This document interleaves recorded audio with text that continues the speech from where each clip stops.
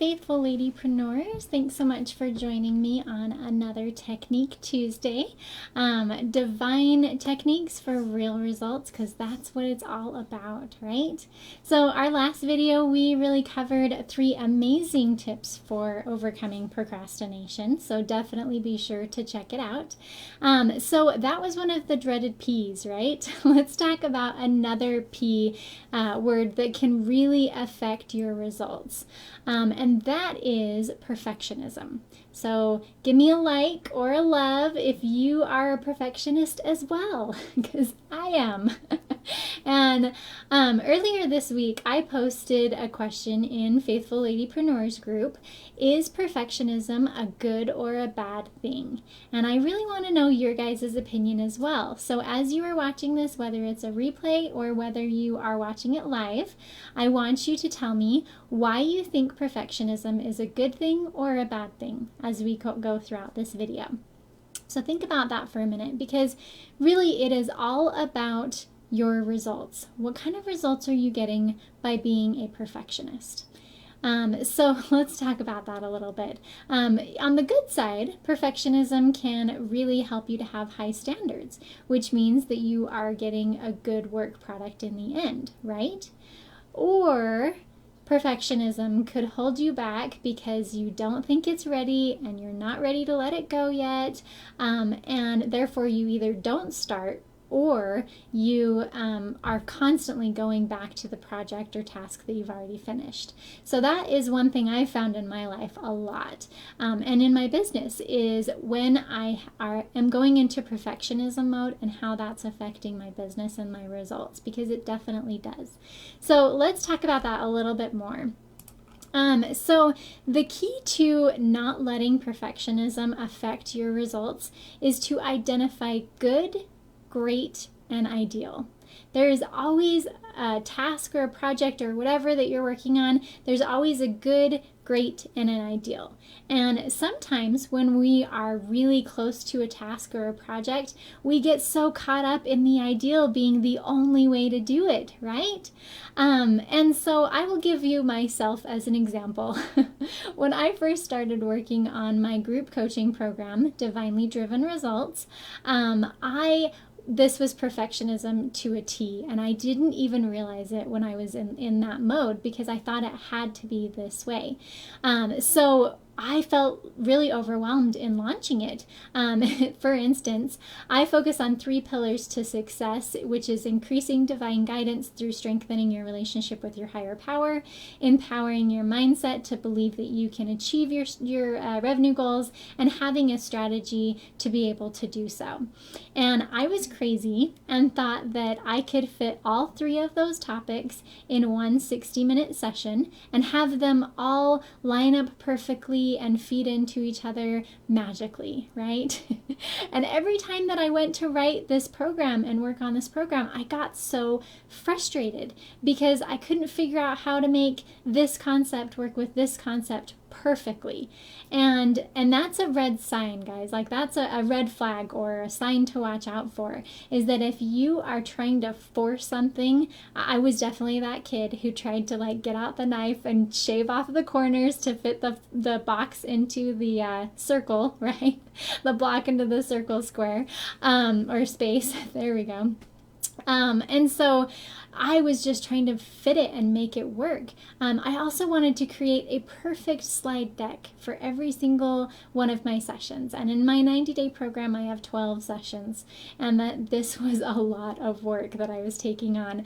I wanted to have customized worksheets for everyone in my group, and the list goes on and on and on.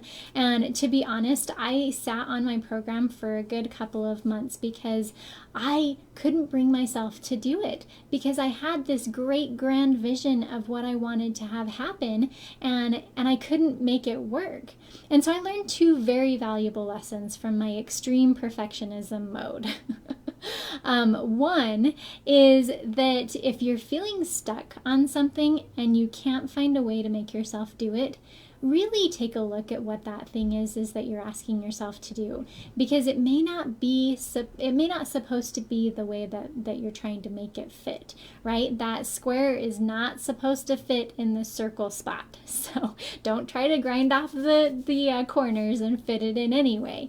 And I learned this because as I was starting this program, I realized that it actually is a lot better for me to tailor my group programs around my particular participants' needs that are in that program.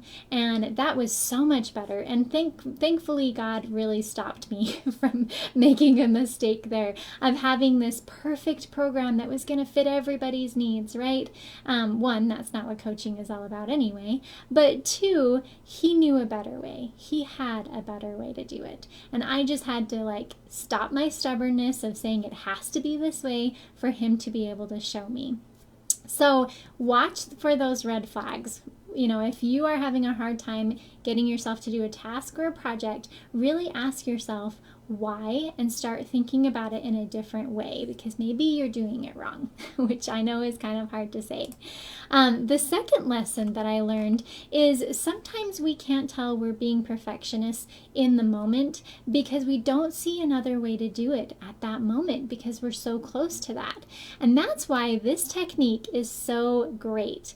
And it really helps you to identify when you're being a perfectionist, and it helps you to overcome that perfectionism because you're going to now have a broader understanding of what this could look like instead of just that one way. So, you guys ready for this technique?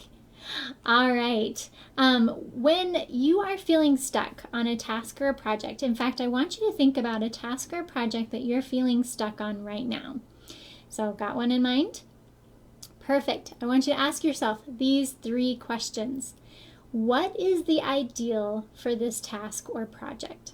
So if everything lined up perfectly for this task or project, what would that look like? What are the tasks? What would the actual project or the task look like? When would you get it done by? So I want you to ask yourself, what is that ideal, right?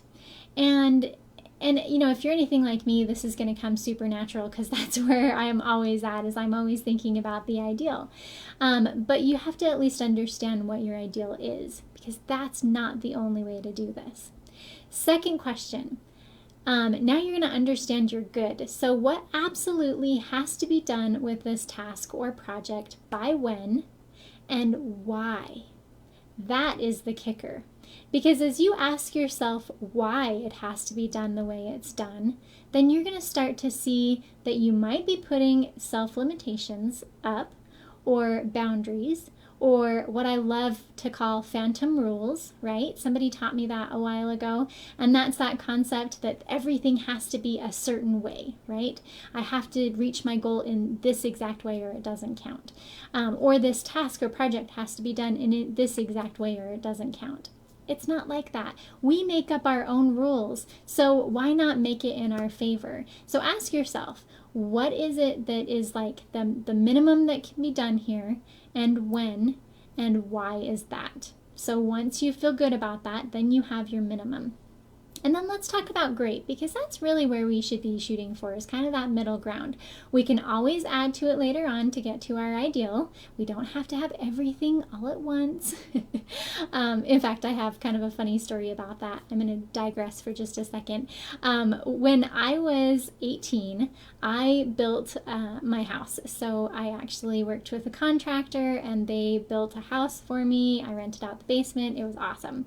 And so I moved from my parents' house to this brand new home that was beautiful.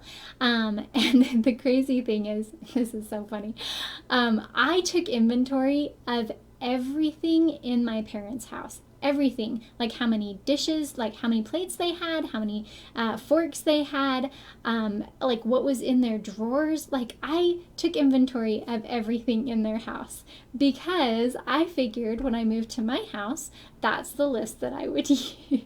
I can't even say it. That's the list that I would use to go shopping to be able to get the items in my house. Now, of course, that took my parents years and years, I would say 20 years to accumulate all that stuff.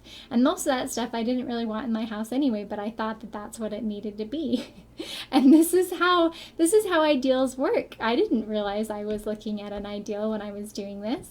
Anyway, so luckily I learned my lesson in the fact that I didn't have enough money to buy everything that was in my parents' house anyway, and I ended up getting things that I wanted and that were important to me. You always learn your lesson like that, huh? Anyway, so look at your ideal, because there's always that concept of good, which is your minimum product. What can you get out the door in the time frame that you have? What is your great? What can you do to stretch yourself a little bit more than just your good? And then what is your ideal that you can maybe work your way up to?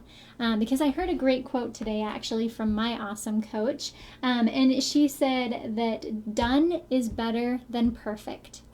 Write that down, folks. I love that quote. Done is better than perfect. Isn't that so true? And that's what the perfectionist demon can do for us, is that it can take us thinking that done can't be done until it's perfect. But done is better than perfect. So let's not strive for perfect, because we can always go back to it and tweak it if we want to, or we can really let God's will take over as opposed to our own, and build what He wants us to build, and not this ideal perfect thing that we want in our heads, because it never turns out that way anyway. There really is no such thing as perfect or ideal. So let it go and know what is good, great, and ideal for your task or your project. You're going to save yourself a lot of time and heartache if you do that. So overcome perfectionism with that awesome tip.